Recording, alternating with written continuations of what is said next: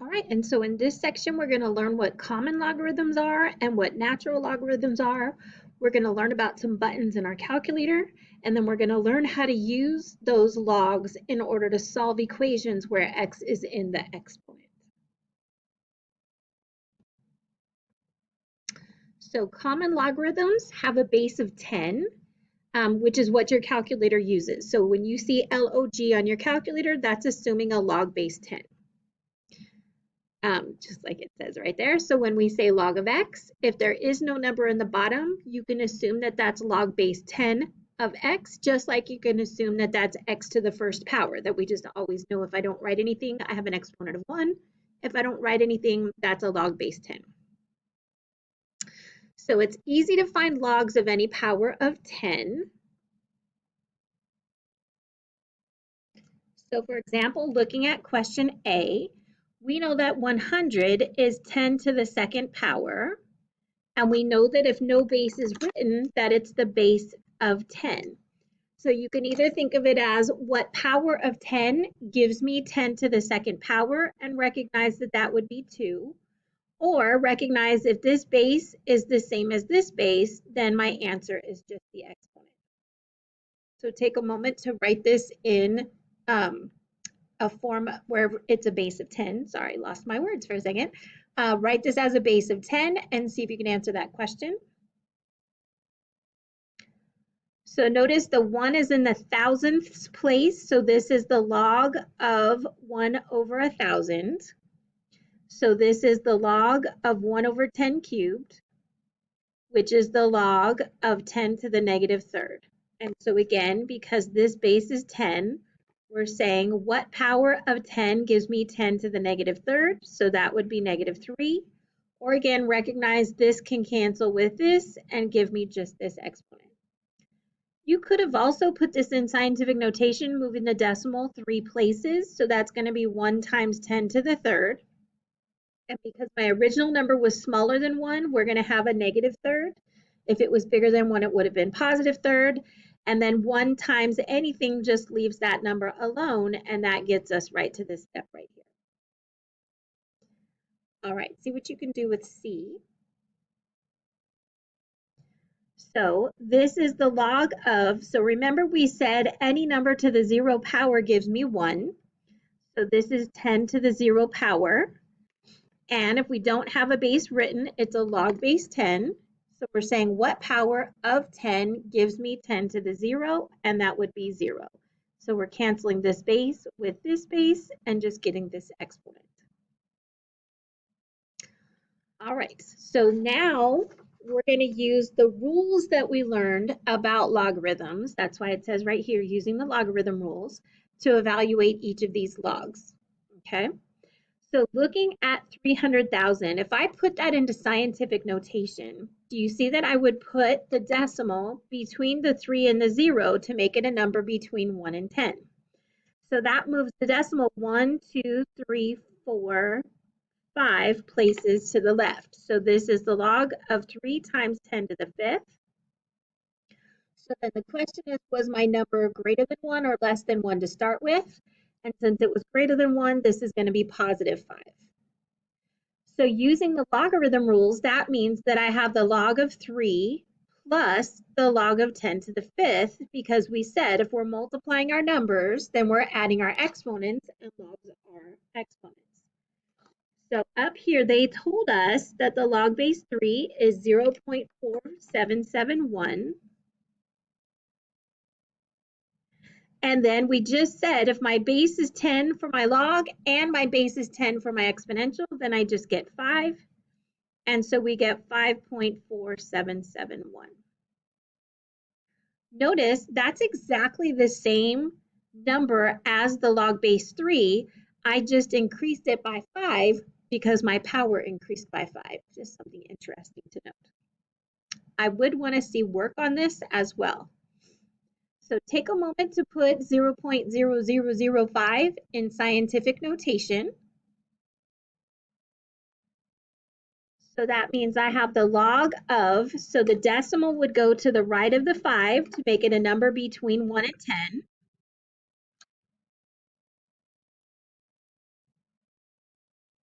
And so then we move the decimal 1, 2, 3, 4 places. So this is going to be times 10 to the 4th because I moved it 4 spaces. And then because my number started out smaller than 1, this is going to be to the negative 4th power instead of the positive 4th power. So the log rule says if I'm multiplying by numbers, I'm adding my exponents. So this is the log of 5 plus the log of 10 to the negative 4th. So up here we said the log of 5 is 0.6990 plus, and then here this base of 10 cancels with that base of 10, leaving me with negative 4. And so then if we plug that into our calculator, out of the glare, we've got 0.6990 minus 4. Oops, that didn't type in right. 0.6990 minus 4 gives me negative 3.3010. So typically for logarithms, we go 4 decimal places to the right. So if we take a look at number 3, there are a couple different ways to do this. So go ahead and give this a try. So notice if I put this in scientific notation, I have the log of 9 times 10 to the 3rd, because I would move the decimal 1, 2, 3 places to make it a number between 1 and 10. And my number started out greater than 1. Now, notice up in the directions, they told us the log of 9 was 0.9542. So we get the log of 9 plus the log of 10 to the 3rd is going to be 0.9542 plus 3, because when this base matches this base, they cancel and we get this exponent. So we get 3.9542. Now, something I want you to notice is I could have also said back at this first step that 9 is 3 squared.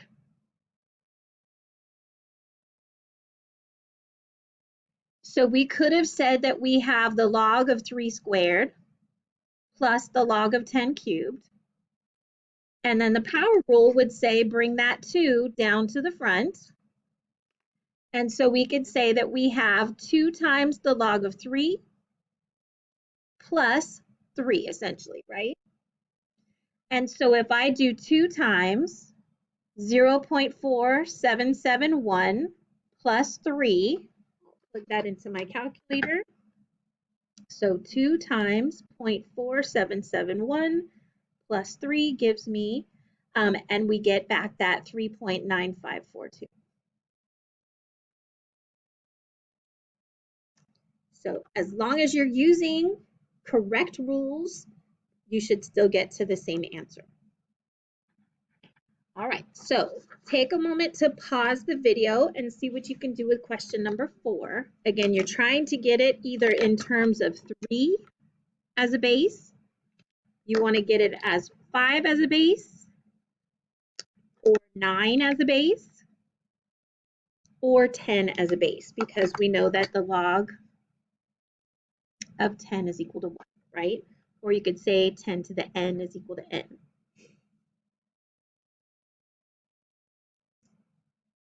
So if we break down 27, we get 3 times 9. So we could actually stop there and say that this is the log of 3 times 9. So if I'm multiplying my numbers, I can add my exponent. So this is the log of 3 plus the log of 9. And so I get 0.4771 plus 0.9542. And so if we figure that out, oh my goodness, my calculator is not cooperating. All right, so this sum gives me 1.4313. But you might have noticed I could also say that 9 is 3 times 3. So I could really say that I have the log of 3 cubed. So the power rule says I can take this 3 and put it in the front. So that means that I have 3 times the log of 3.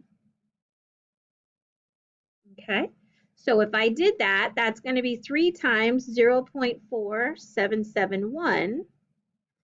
And so if I do 3 times 0.4771, I get 1.4313. So again, in both cases, we followed good math, and so we should end up with the same answer. So take a moment to break down 75 and see if you could figure out the solution. So hopefully you notice 75 is 3 times 25, so 3 is a good sign. And then 25 is 5 times 5, and we like 5. That's one of the things that we know. So we can say that this is the log of 3 times 5 squared. Or you could have said 3 times 5 times 5. You'll get the same answer. So if I'm multiplying my numbers, I'm adding my exponents. So this is the log of 3 plus the log of 5 squared. And then the power rule says I can bring this 2 down. So I've got the log of 3 plus 2 times the log of 5. So then I know that the log of 3 is 0.4771. And I know the log of 5 is 0.6990. And now it's just the calculator question to say 0.4771 plus 2 times 0.6990 gives me 1.8751.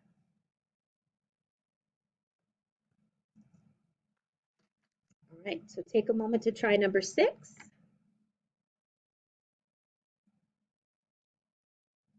So if we look at 81, we get 9 times 9. So we can stop there and say that we have the log of 9 squared. And so then I can move that 2 in front. So that means that I have 2 times the log of 9. So if we do 2 times the log of 9, that's 2 times 0.9542.